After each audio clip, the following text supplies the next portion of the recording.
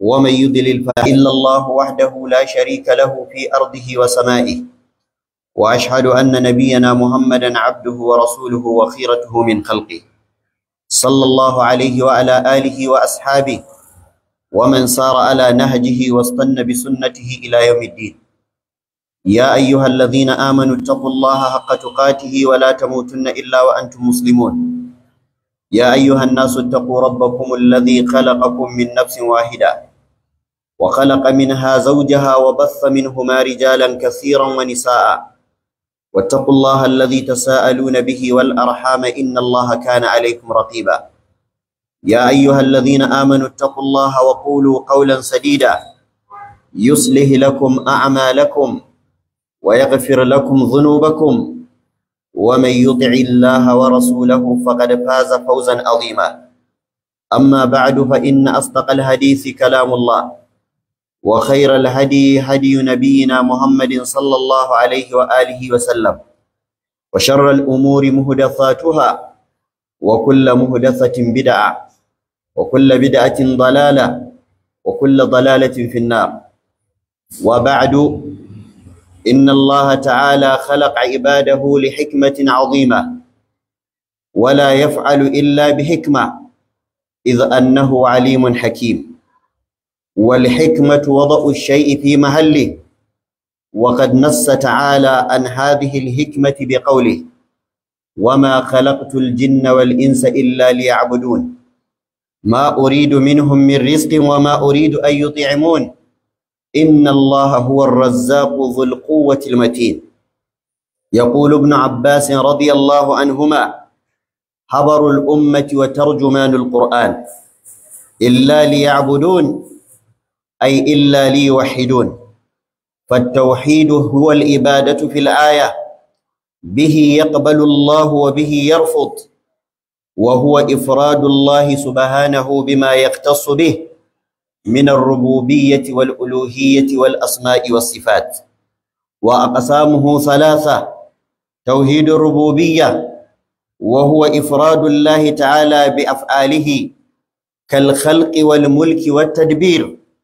وتوحيد الألوهية، ويقال له توحيد العبادة، وهو إفراد الله تعالى بالعبادة بأفعال خلقه كالصلاة والذبح والنذر. وتوحيد الأسماء والصفات، وهو إفراد الله تعالى بما له من الأسماء والصفات، وهو يتضمن شيئين: أولا الإثبات، ثانيا نفي المماثلة. يقول الله عز وجل: ليس كمثله شيء وهو السميع البصير. ويجمع ذلك كله آية واحدة، وهي قوله تعالى: رب السماوات والأرض لعبادته هل تعلم له سميا. وقد اتفق الناس أغلبهم في إثبات الربوبية لله عز وجل. يقول الله جل جلاله: ولئن سألتهم من خلق السماوات والأرض ليقولن الله قل أفرأيتم ما تدعون من. يقول الله جل جلاله منكرا وحاكيا: إنهم كانوا إذا قيل لهم لا إله إلا الله يستكبرون ويقولون أئنا لتاركوا آلهتنا لشاعر مجنون.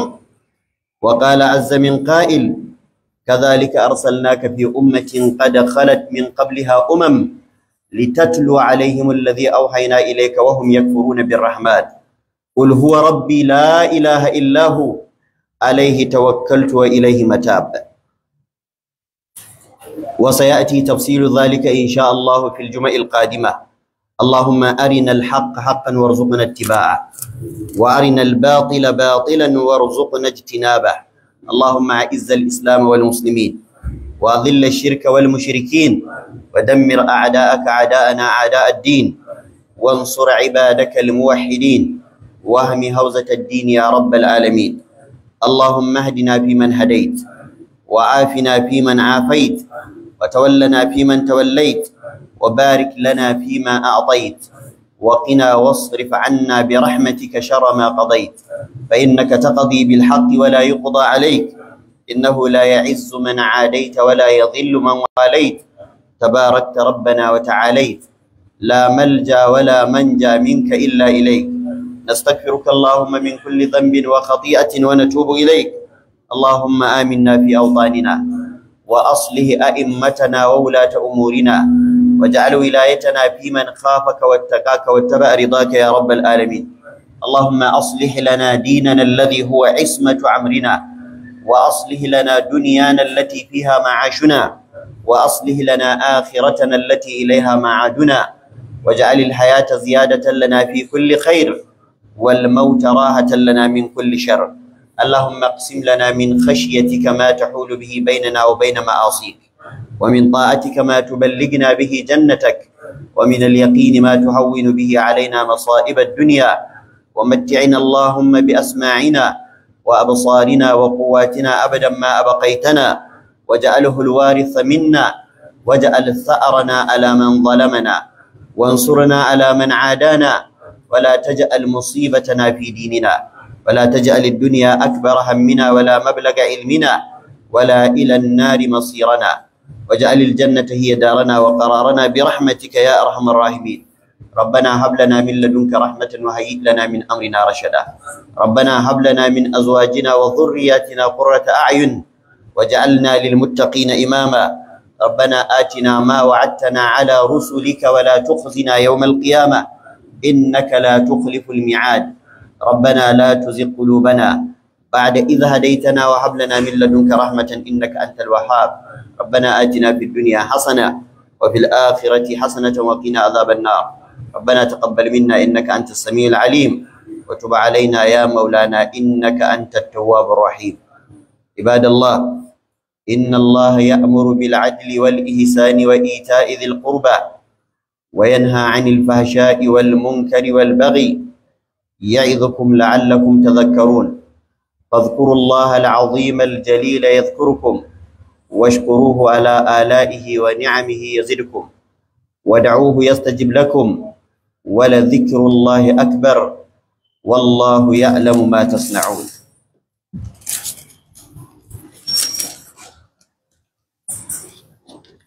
الحمد لله وكفى، والصلاة والسلام على عباده الذين اصطفى، وبعد.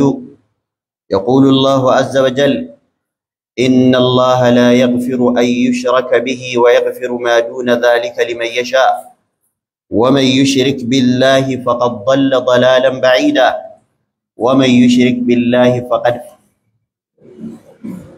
فقد افترى إثما عظيما. وقال صلى الله عليه وسلم: من مات وهو يشرك بالله شيئا دخل النار. وقال ابن مسعود راوي الحديث: وأنا أقول من مات وهو لا يشرك بالله شيئا دخل الجنة. أخرجه البخاري.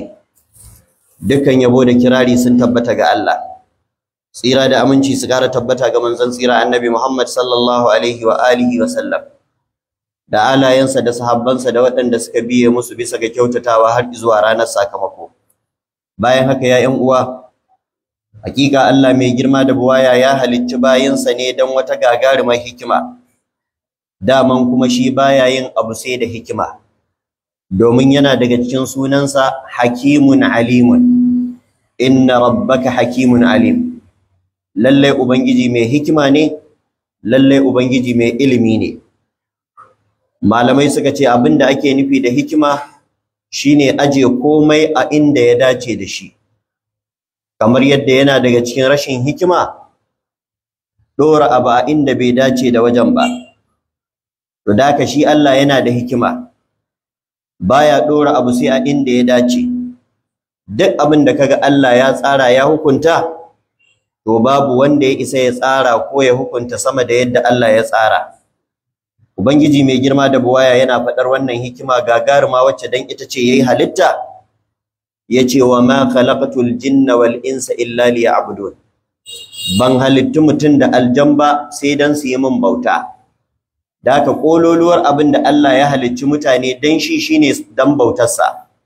Kamar yadda wannan shine kololuwar abin da dan shi Allah subhanahu wataala ya halicci hatta aljanu. Sammai da kasai da dukkanin wani abu da muke gani na halitta Allah ya yi shi ne don ya samar wa ‘yan adam kyakkyawan yanayin da za su yi wannan bautar. Ya yi sama don ta rufe su daga sama, ya yi ƙasa don ta tallafe su ta ƙasa. Yake saukar musu da ruwa, yake fitar musu da tsirrai, yake ba su lafiya, yake azurta su, ba don komai ba sai don su cimma wannan gaya, su da wannan manufa ta bautar Allah wacce don ita aka halicce su. Wannan shine abin da nassin Alƙur'ani ya tabbatar, ba magana ta molanka ba magana ta shaci faɗi ba.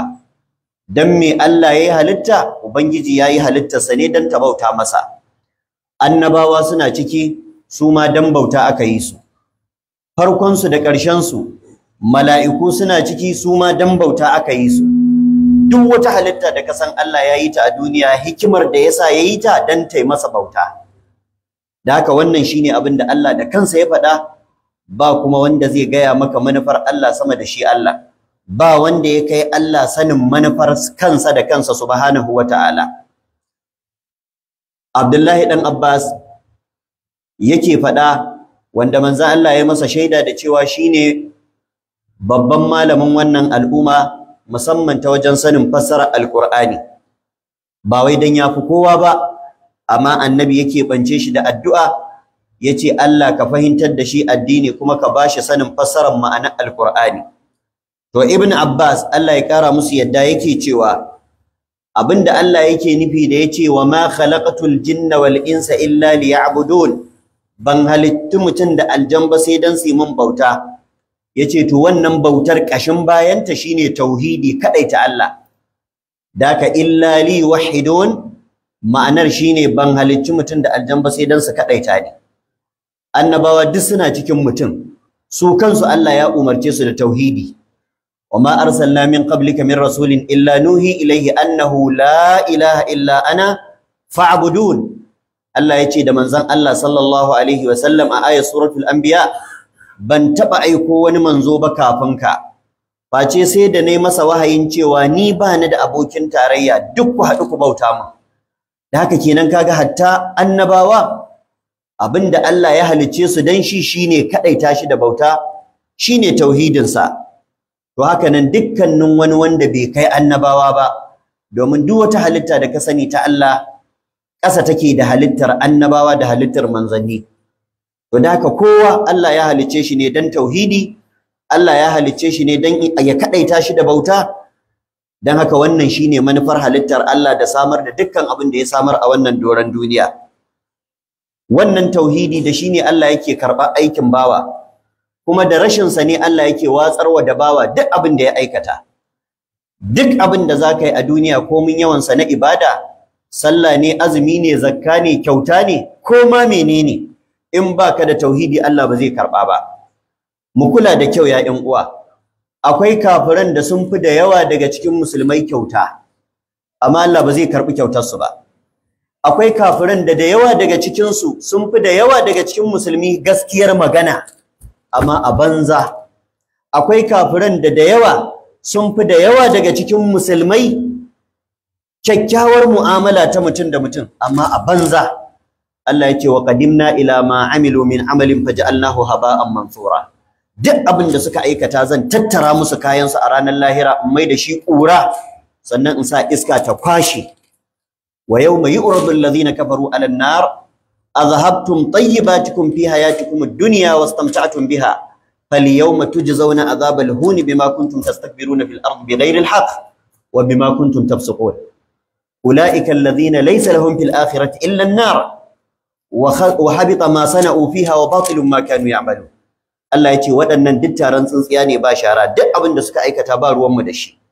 Da haka in kana so ka yi sallah Allah ya karɓa, in kana so ka yi azumi Allah ya karɓa, in kana so ka yi kyauta Allah ya baka ladan kyauta, in kana so ka bi iyaye Allah ya baka ladan bin iyaye, in kana so ka zauna da makota lafiya ka ci moriyar hakan, to dole ne sai ka yi tauhidi, sai ka kulla alaka tukuna da Allah. Kyakkyawan misali wanda hankali zai fahimta shine mutum ne yake da kuɗi yake so a ajiye masa, ba kawai zai ɗebi kuɗinsa bane buhu akwati ya kai banki. Me farkon abin da zai fara yi shine je ya buɗe account.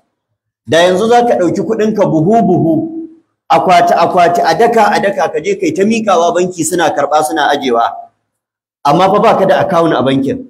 To ka sani ranar da zaka karɓi kuɗin in ka zo ka ce a bani kuɗi, abinda banki zai ce maka wani kuɗi, in baka yi wasa ba da duka da ihun barawo za ku rabu da banki. To da haka Allah yana ajewa bayi ayyukansu ne, amma sharaɗin kafin ka bashi ajiya ya aje to sai ka buɗe account a wajensa.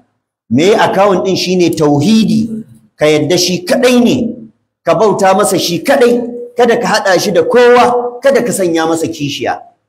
Wannan shine abin da Allah subhanahu wataala yake kiran mu zuwa gare shi a matakin farko. Zaka samu da yawa daga cikin mutane sun buɗe account amma ba su yi ajiya mai kyau da yawa ba, amma ko shakka babu dai in za a binciki banki za a binciki su wake da account akwai su a ciki. Amma akwai da yawa daga cikin mutane da suke da kuɗi amma ba su da account a banki, da haka waɗannan banki bai san da su ba, banki ba zai aje musu komai ba, ranar karɓa ba za su ɗauki komai a banki ba. To haka nan idan mutum yana da kyakkyawar aƙida, ko da yana da gajiyawa da kasawa ta fuskar kyawawan ayyuka, to Allah maɗaukakin sarki ya san da zamansa yana cikin list ɗin masu bautar Allah, sai dai ya rage masa lalacin da ya wajen ayyukan alkhairi, sai ya samu lada ba mai yawa ba. Idan ku ya dage ya zage dantse bayan buɗe akawun da ya na tauhidi tsakaninsa da mahalicci, kuma yayi aiki na ƙwarai, to sai ya ci gajiyar ayyukansa da yayi da kuma kyakkyawar ajiyar da Allah madaukakin sarki ya masa sakamakon kyakkyawar aqidarsa. Da haka ya ƴan uwa masu albarka, mu sani tauhidi gagarumin al'amari ne, shine farkon abin da Allah yake bukata daga bayi su yi kafin ma su yi sallah, kafin su yi azumi, kafin su yi zakka, kafin su yi hajji. Shi yasa yace fa'alam an ilimi ba sani na jita-jita ba, sani na kan titi ba, domin ibadar Allah ta fi ƙarfin a tsince ta a titi. Duk wani abu mai muhimmanci ba tsintarsa ake a titi ba, zuwa ake a buɗe shi a inda yake dan a same shi. Da haka Allah subhanahu wataala kafin ya ce mu yi istighfari, wanda shine maganar baka, wanda maganar baka ta fi sauki akan aikin gabbai, to ko da magana ta fatar baki a musulunci kafin ka yi ta sai ya zama kana da kyakkyawar aƙida, sai ka san Allah ɗaya ne, sai ka kadaita shi da bauta, to sannan ne in ka ce astaghfirullah sannan Allah zai karba, sannan in kai salati ga annabi Allah zai karba, sannan idan ka faɗi gaskiya Allah zai karba, sannan idan ka guji dukkanin wani mugun aiki na baki ko na gabbai, Allah madaukakin sarki zai baka lada. Amma wallahi matukar aqidar ka ba ta da kyau, matukar a zuciyarka Allah ba ɗaya bane, matukar a zuciyarka kana jin Allah yana da kishiyoyi ko da ku annabawa ne, to babu ruwan Allah da kai. Duk wanda ya sanya wa Allah kishiya, wannan kishiyar ko annabi ne, wannan kishiyar ko mala'ika ne, wannan kishiyar ko wani manzo ne ko wani salihin bawa ne, a wajen Allah sunansa mushriki, sunansa kafiri. Shi yasa Allah yake laqad kafara alladhina qalu inna Allaha huwal masih ibn maryam. Wadanda suka ce annabi Isa dan Maryam Allah ne, ko ɗayan ukun Allah ne, ko dan Allah ne, kafirai ne. Ashe kenan ko da wa aka hada Allah, hukuncin ɗaya ne baya canjawa. Da wanda ya ce ya yadda da wani abun bauta ba Allah ba, amma abun bautar ba annabi bane, kila wani itace ne, kila wani dutse ne, ko ma dai menene, da wanda ya ce za a bauta wa annabi, duk a wajen Allah sunansu ɗaya, sunansu mushrikai, sunansu kafirai. To haka nan wanda ya bauta wa mala'iku kafiri ne, mushriki ne, ballantana wanda ya bauta wa shehunnai ko waliyai ko wasu salihan bayi. Allah kadai shine abin bauta, ba shi da abokin tarayya, bai haifa ba, ba a haife shi ba, ba shi da kishiya subhanahu wataala. Da haka ya ƴan uwa, tauhidi akan gaba kafin komai. Idan muka duba dukkanin da'awar annabawa, kafin su ce ai sallah ko azumi ko hajji ko zakka, sai sun fara cewa a bauta wa Allah shi kadai. Walaqad ba'asna fi kulli ummatin rasulan an i'budu Allaha wajtanibu at-taghut. Mun aika wa kowace al'umma da manzo da saƙon a bauta wa Allah shi kadai, a nisanci bautar duk wani abin da ba Allah ba. Wannan a dunkule Allah ya faɗa, sannan ya rinka fashin bakin daki-daki a cikin kissoshin annabawa, cikin ayoyin suratul A'raf, cikin ayoyin suratul Shu'ara, da Allah ya rinka ɗaukar annabawa yana buga misali da su. Wa laqad arsalna nuhan ila qaumihi faqala ya qaumi ibudullaha ma lakum min ilahin ghayru. Allah ya ce mun aiki annabi Nuhu zuwa ga mutanensa farkon sakon da ya fara ce musu ya ku mutane na ku bautawa Allah shi kadai ba shi da abokin tarayya wa ila adin akhahum huda qala ya qaumi ibudullaha ma lakum min ilahin ghairu mun tura annabi Hudu zuwa ga mutanensa Adawa farkon abin da yace da su ya ku mutane na ku bautawa Allah shi kadai ba ku da wani abun bauta da gaskiya da cancanta in ba shi ba wa ila samud akhahum salihah mun tura wa samudawa dan uwansu annabi Salihu faqala ya qaumi ibudullaha ma lakum min ilahin ghairu kuma yace ku bautawa Allah shi kadai ba ku da abun bauta da gaskiya da cancanta in ba shi ba wa ila madyana akhahum shu'aiba mun tura wa mutanen madyana dan uwansu annabi shu'aibu qala ya qaumi ibudullaha ma lakum min ilahin ghairu yace ya ku mutane na ku bautawa Allah shi kadai ba ku da abun bauta bisa ga cancanta in ba Allah subhanahu wataala ba ashe kenan wannan yana nuna annabawa abinda suka zo wa mutane da shi a matakin farko shine kadaita Allah da bauta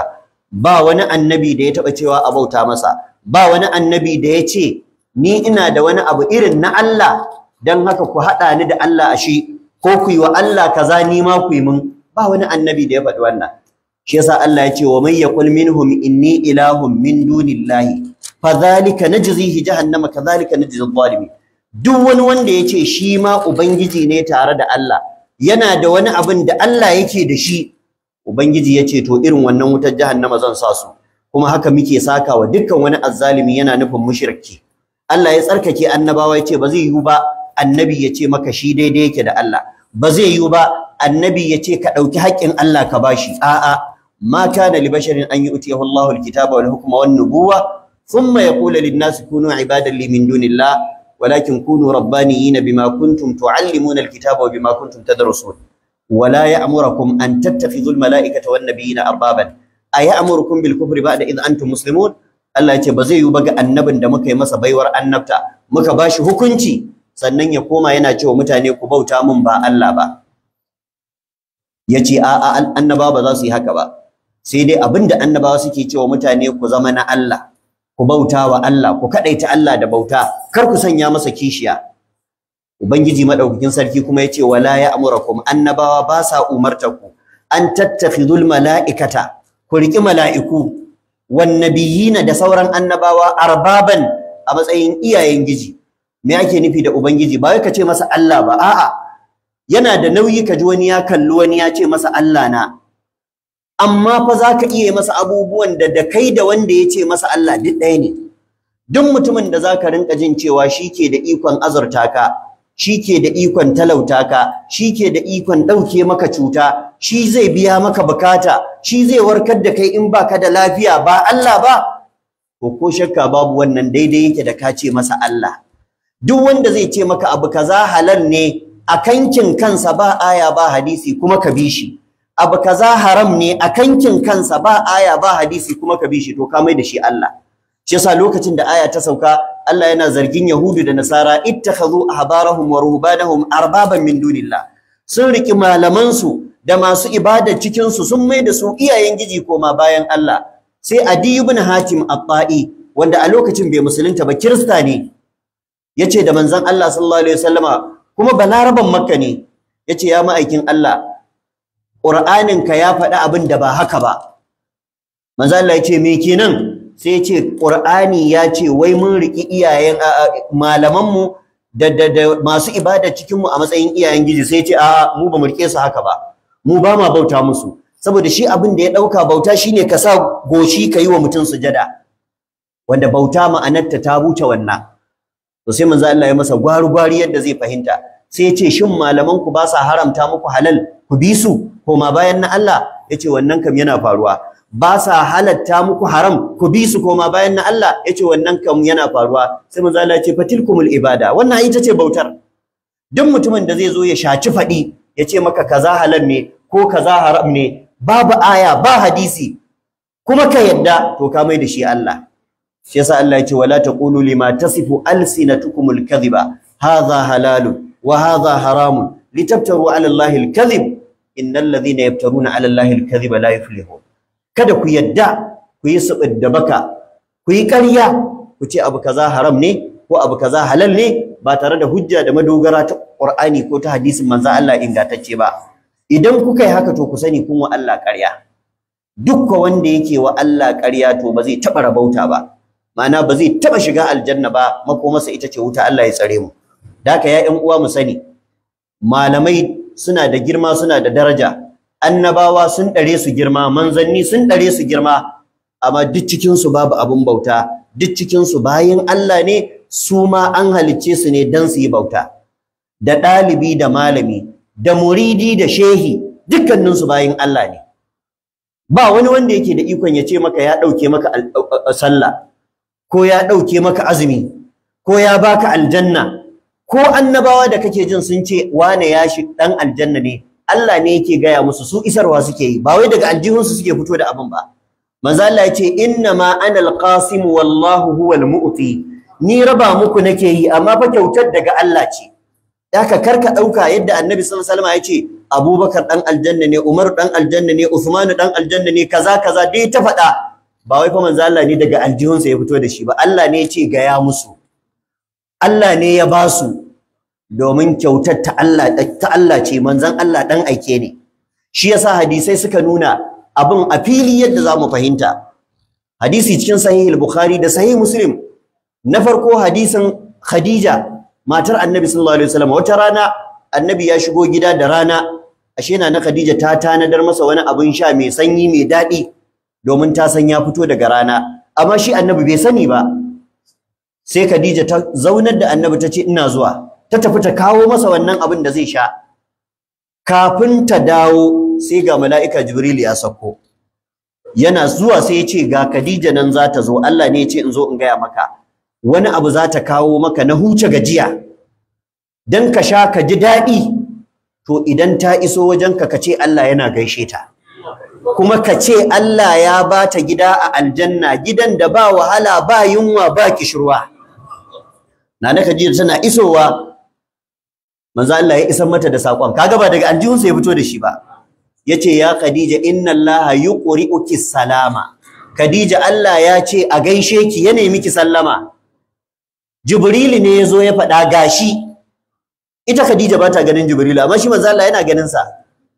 Nana Khadija sai ta ce inna Allah huwa salamu wa alayka salamu wa ala Jibril salamu. Shi kan Allah ba a cewa wa alayka salam, yo ai shi Allah shine assalamu. هو الله الذي لا إله إلا هو عالم الغيب والشهادة هو الرحمن الرحيم والله الذي لا إله إلا هو الملك القدوس السلام. Daka shi Allah shine assalamu. Allah zai iya cewa assalamu alayka, ina gaishe ka, amma ba za ka ce wa Allah wa alayka salamu ba, sai dai ka ce Allahumma anta salamu. Kai Allah kai ne amincin.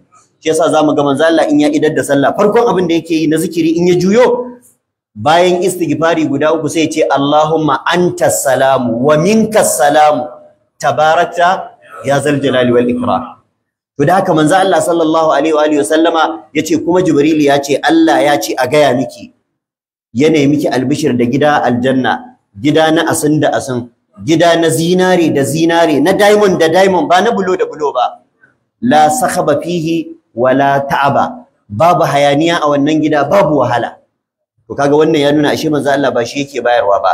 Da a ce manzon Allah shi yake bada aljanna, da tuni an gama kafin Jibril ya zo da ya ba Khadija. To amma manzon Allah ba gaban kansa yake ba, sai abin da Allah ya ce masa. Kamar yadda in ka ji annabi ya ce wani dan wuta, nan ma Allah ne ya gaya masa, shi nasa isarwa ne. Shine ma'anar inna ma ana alqasim wallahu huwal mu'ti. To amma a yau zaka samu da yawa daga cikin shehunnai suna dauke sallah kuma ana bin su, suna dauke azumi kuma ana bin su, kuma suna bada aljanna, kuma abin mamaki mabiyansu da sunan musulunci kuma sun yadda wai suna da ikon yin wannan. Ma'ana yanzu suna da ikon da hatta annabi bai da shi. Manzo Allah bai taba dauke wani sallah ba, amma yau akwai shehunan da suke dauke sallah. Manzo Allah har yana cutar ajali, yana yunkura ya miƙe a lokacin sallah yayi, zai fita masallaci, sai jinya ta fi karfin sa ya koma ya zauna. Idan ya huta sai ya ce a kawo min ruwa in yi alwala zan fita sallah. Har yana ciwon ajali yana as-salata as-salata wa ma malakat aymanukum. Amma mun san shehunnan dariƙa a yau suna faɗa suna nanatawa akwai matsayin da kake kaiwa ka daina sallah. Manzo Allah bai taba kaiwa wannan matsayin ba, domin ba a taba rawaitowa ko a hadisin ƙarya ga wata rana da annabi bai sallah ba. Ubangiji ta yi da shi wa abudu rabbaka hatta ya'tiyaka al-yaqin, kai ta bautar ubangijinka har yaqini ya zo maka. Yaqini shine mutuwa. Da fassarar alqur'ani ubangiji yace ma salakakum fi saqar, mala'iku za su tambayi ɗan wuta, ku ko me kuka yi aka kawo ku cikin wutar saqara? Qalu lam nakum minal musalli, matsalan mu bamu kasance cikin masu sallah ba. wa kunna nakhudu ma'al kha'idin, mun kasance muna wasa tare da masu wasa a rayuwar duniya, ma'ana bamu dauki addini da muhimmanci ba. Wa kunna nukazzibu bi yawmiddin, mun kasance muna musun ranar sakamako, ita ce ranar alkiyama, bamu dauka gaske bace ba. Hatta atana al-yaqin, har yaqini yazo mana shine mutuwa. To da haka ubangiji yace da annabinsa da dukkan sauran al'umma, wa abud rabbaka hatta ya'tiyaka al-yaqin, ka ci gaba da bautar ubangijinka har yaqini yazo maka, ma'ana har ka mutu. To amma yaqini a wajen da yawa daga cikin sufaye shine kai wani abu da suke kira da tarbiya ko wani wurdi irin nasu, ma anzalallahu bihi min sultan, wai daga nan ka biya Allah, yanzu kai kake neman ciko. Wal iyazu billah. Da haka ya ƴan uwa masu albarka, lallai tauhidi shine kashin baya, lallai tauhidi shine igiyar da take kulla alaka tsakanin bawa da ubangijinsa subhanahu wataala. Ya ƴan uwa, idan aka ce tauhidi shine kadaita Allah da dukkan abin da yake nasa, kama daga ayyukansa da ayyukan bayinsa da kuma sunayensa da sifofinsa. Tauhidi iri uku ne. Akwai tauhidin rububiyya. Idan aka ce tauhidin rububiyya, ma'ana kadaita Allah a cikin sunansa na ar-rabbu. Idan aka ce rabbu, ana nufin mahalicci, makagi, mai gudanarwa. Ba wanda ya halitta a duniya sai Allah. Duk wani abu da ka gani, ko mun girman sa ko mun kankanta sa, halitta Allah ce.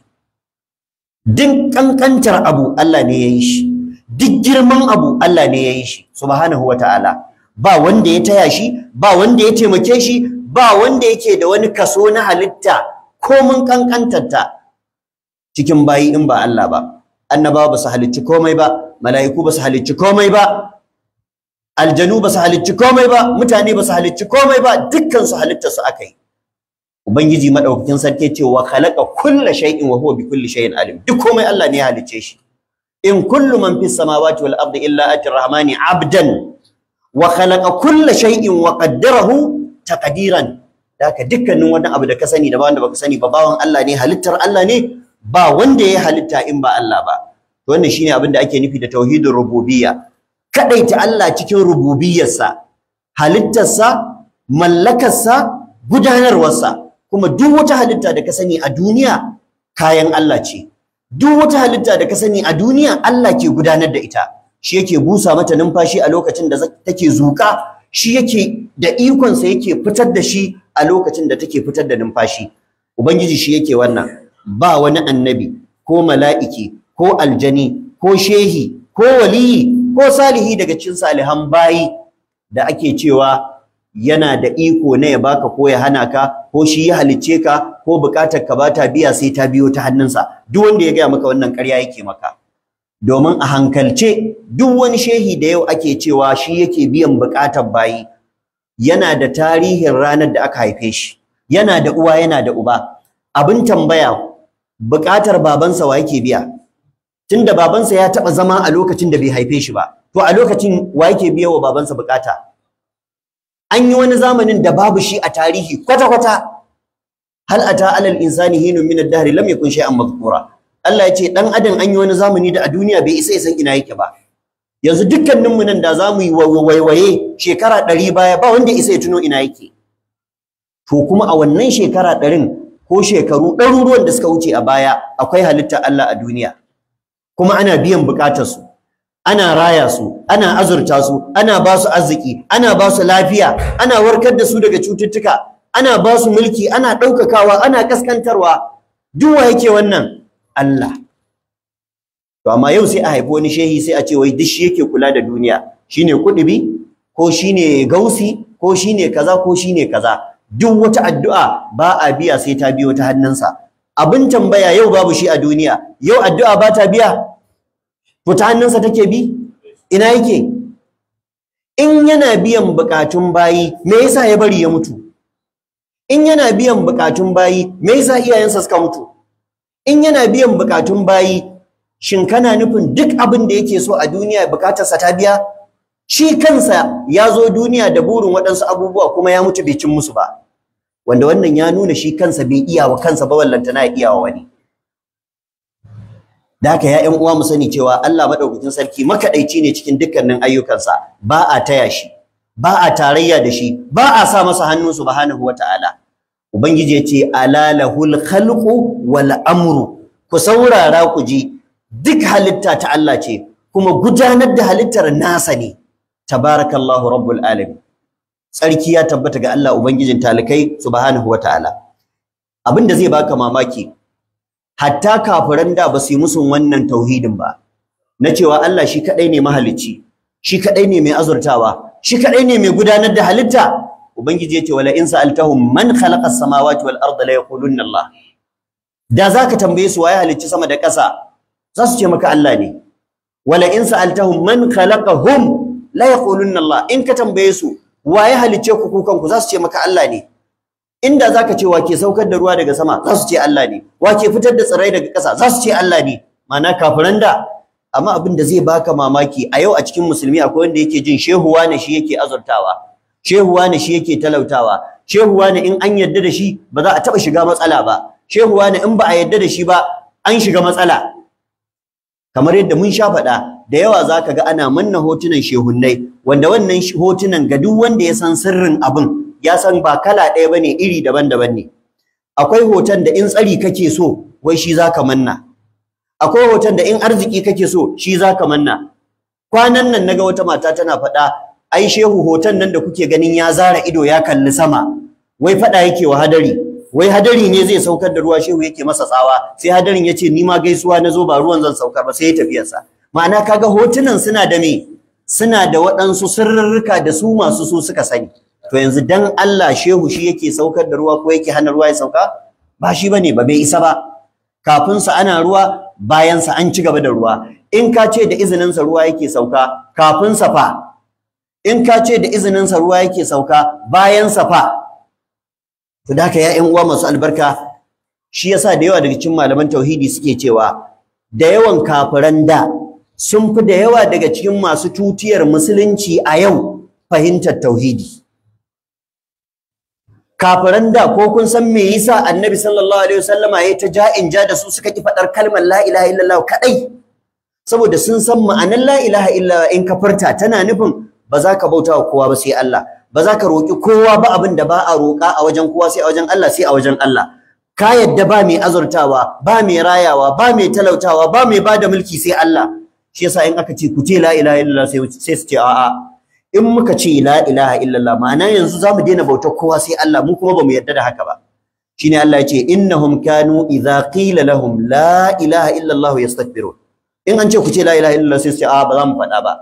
Wa yaquluna sai su ce a inna la tariku alihatina li sha'irin majnun, so kake mu shiga alƙawarin da in mun shiga ba za mu bauta wa kowa ba.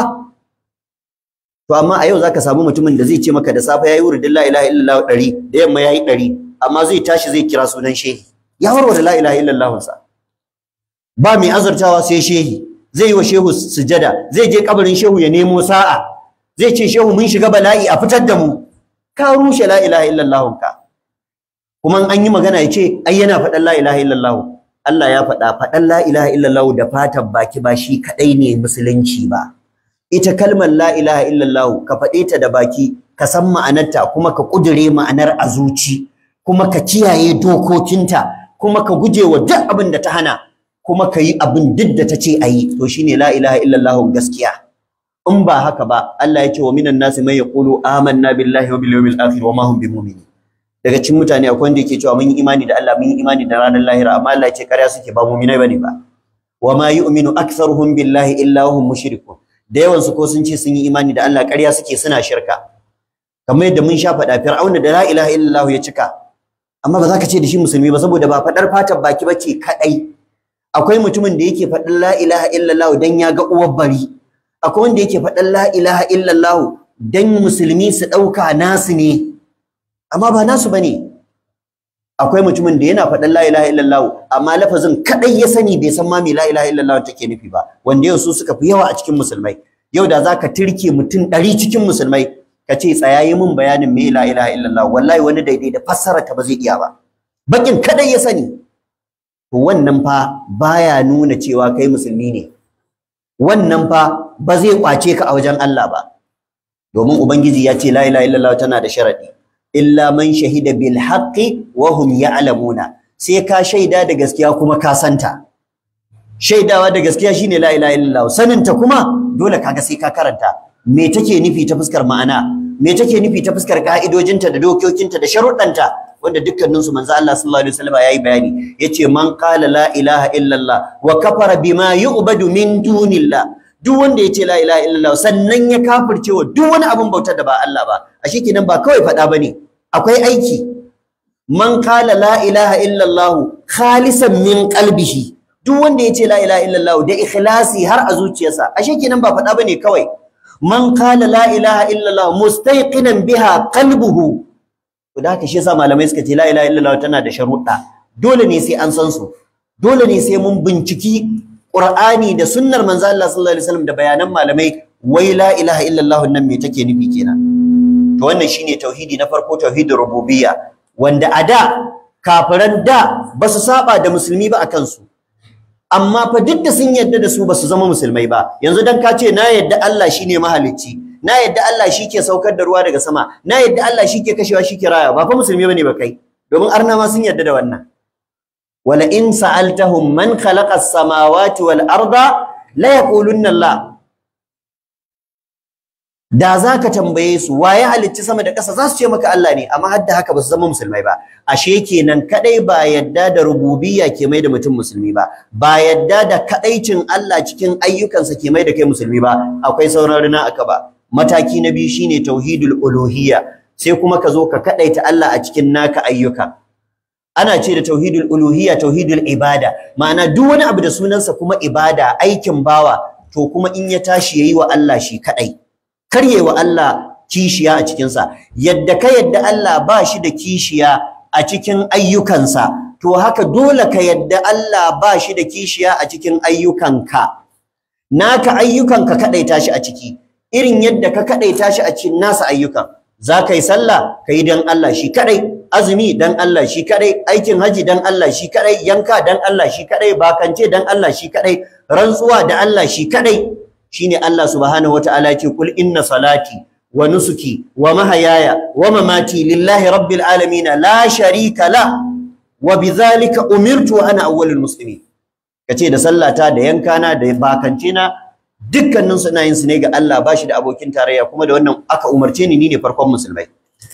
Ba a bautawa annabi, ba a yi wa annabi sallah, ba a yin azumi dan annabi, ba a yin zakka dan annabi, ba a yin hajji dan annabi, ballantana dan wani mala'ika, ballantana dan wani shehi, ballantana ka yi masa, ko dan shi ba a cewa an yi, dan Allah ake cewa. Lillahi rabbil alamin la sharika lahu wa bidhalika umirtu ana awwalul muslimin. To da haka wannan shine tauhidul uluhiyya, kadaita Allah a cikin ayyukan bayi irin yadda aka kadaita Allah a cikin nasa ayyukan. To anan ne zaka samu mafi yawancin musulmi suke rigima, mafi yawancin tsakanin musulmi da kafirai ake rigima. Wani zai zo ya ce maka ai za a rantse da sunan annabi, in ka ce ba a rantsuwa da annabi sai ya ce ba ka san annabi, tare da manzon Allah ne ya ce ya ayyuhan nas man kana minkum halifan falyahlib billahi aw liyasmut. Manzon Allah ya ce ya ku mutane, duk wanda zai yi rantsuwa a cikin ku ya rantse da Allah ko ya shiru, ba a rantsuwa da annabi. Wani zai zo ya ce maka zai yanka dan annabi, ba a yanka dan annabi, ana yin yanka ne dan wa? Dan Allah. Fa salli li rabbika wanhar, kai sallah dan ubangijinka kuma kai yanka dan shi. Kuma cewa ba a rantsuwa da annabi, ba a yanka dan annabi, bai rage wa annabi komai cikin darajar da Allah ya bashi ba. A'a, shi annabin ne ya ce haka za a yi. Wannan shine yadda lissafin yake kiliyali.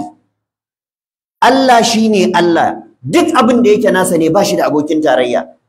Ana kadaita Allah cikin dukkan haƙoƙinsa, kamar yadda shi kuma manzo Allah yana da nasa haƙoƙin, shi ma in an zo dole a kadaita shi a nasa.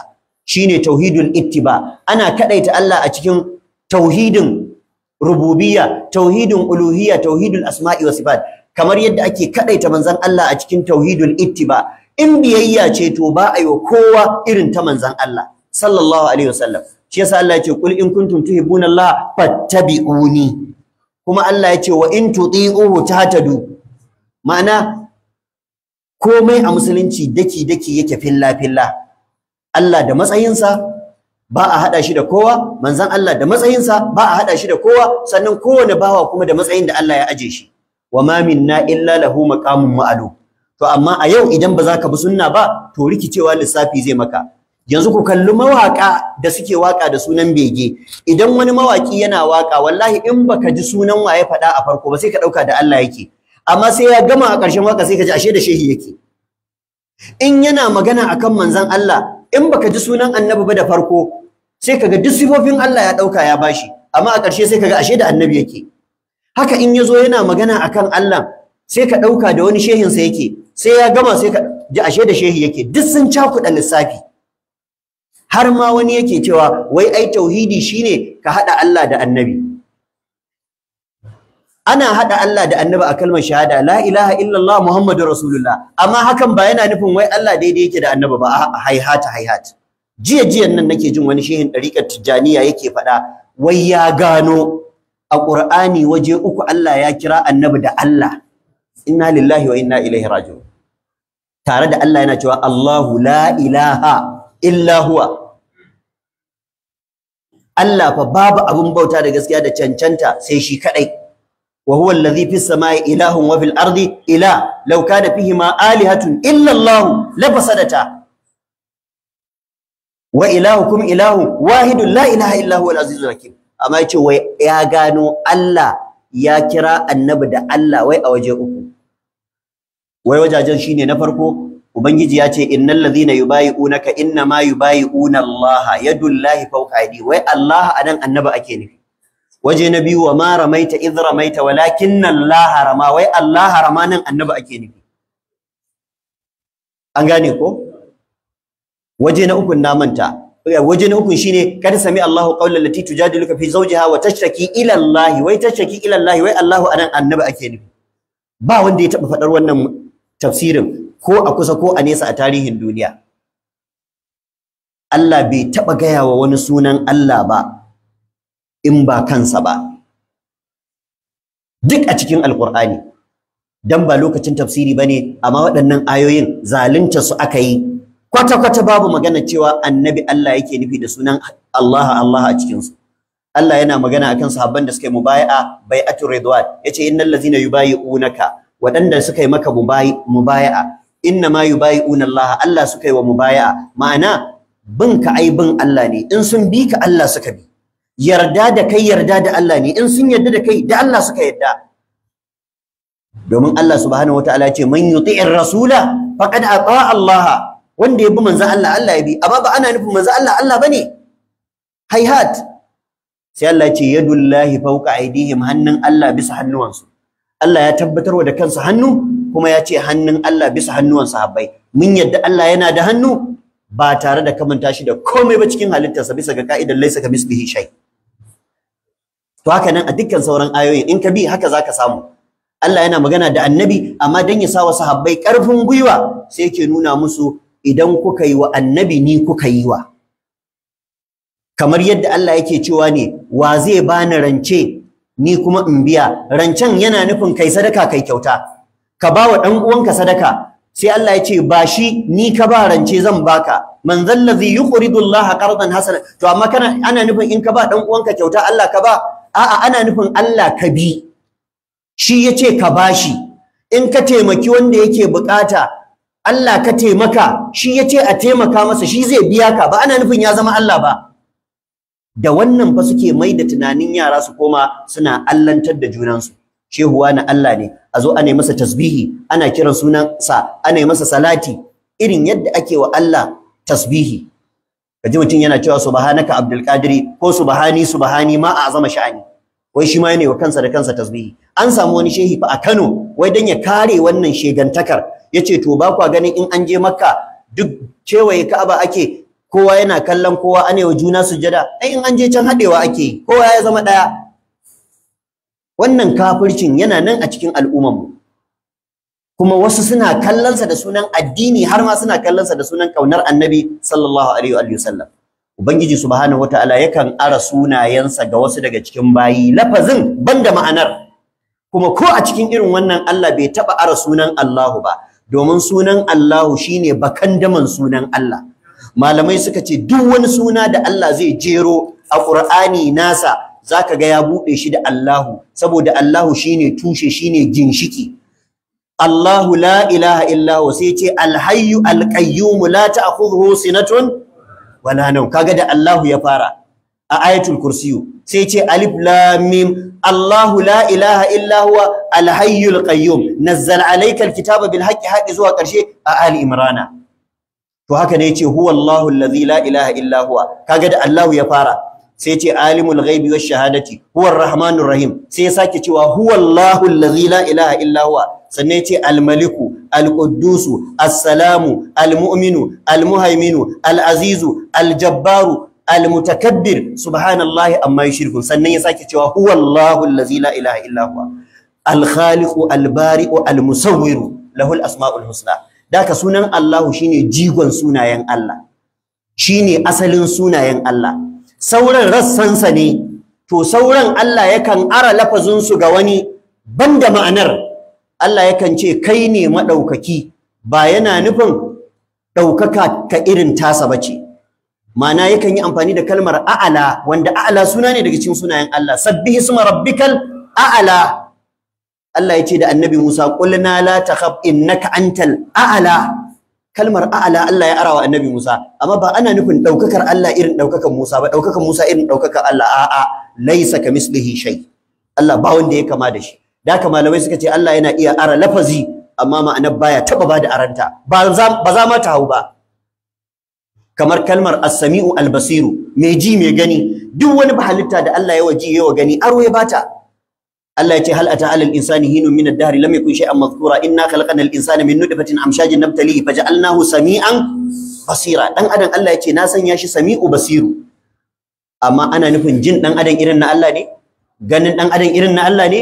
Laysa kamislihi shay'un wa huwa as-sami'ul basir. Allah ba wanda ya kama da shi, tare da cewa shi as-sami'u ne, shi al-basiru ne. Sami'u irin nasa, basiru irin nasa subhanahu wa ta'ala. Daka ya ɗan uwa, manzo Allah ya faɗa a ƙarshen zamani za a samu masu kira a ƙofofin wutar jahannama, duk wanda ya bi su za su jefa shi a ciki. Su ne waɗanda suke kiran mutane da sunan gyaran zuciya, da sunan addinin musulunci, amma wallahi shirkar da suke ko kafiran farko ba su irin ta ba. Mutum ya ce shehu wane shine Allah, shehu wane karɓeɓe ne aiki suke da Allah, shehu wane ma uban Allah. A tarihin duniya ba a taɓa samun kafirin da ya ce shine uban Allah ba. An samu kafiran da suka ce Allah yana da ƴaƴa, amma a ce wasu kafirai su ce Allah yana da uba ba a taɓa ba. Amma a yau a cikinmu akwai masu cewa Shehu Barhama uban Allah ne. Shi yasa manzo Allah ya ce sai kun yi kafirci irin na al'ummar da ta gabace ku, sai ma kun wuce su, sai kun yi abin da su ba su yi ba. Shi yasa malaman tafsiri suke cewa abin mamaki, a tarihin duniya ba a taɓa samun wanda ya ce Allah yana da uba ba. Amma a suratul ikhlas qul huwallahu ahad sai Allah ya ce lam yalid wa lam yulad, bai haifa ba a haife shi ba. Bai haifa ba saboda wasu sun jingina masa haihuwa. Qalatil yahudu uzair ibn Allah, qalatin nasara al-masih ibn Allah. Amma ba a haife shi ba, to ai ba wanda ya taba faɗa a da. To amma da yake shi Allah masanin jiya ne da yau da gobe, ya san a gaba akwai wanda za su faɗa, sai ya aje amsar tun kafin su zo su faɗa. Wa lam yulad, Allah ba a haife shi ba. Wa lam yakul lahu kufuwan ahad, kuma Allah ba shi da sa'a, ba shi da abokin tarayya subhanahu wataala. Da haka ubangiji yana da sunaye kyawawa, yana da sifofi madaukaka. Dukkanin sunayensa kyawawa ne, dukkanin sifofinsa madaukaka ne, dukkan sunayensa suna da ma'ana, dukkanin sifofinsa suna da ma'ana, kuma ma'anar ta dace da shi, domin shi ya gaya wa kansa ba wanda ya kai shi sanin kansa sama da kansa.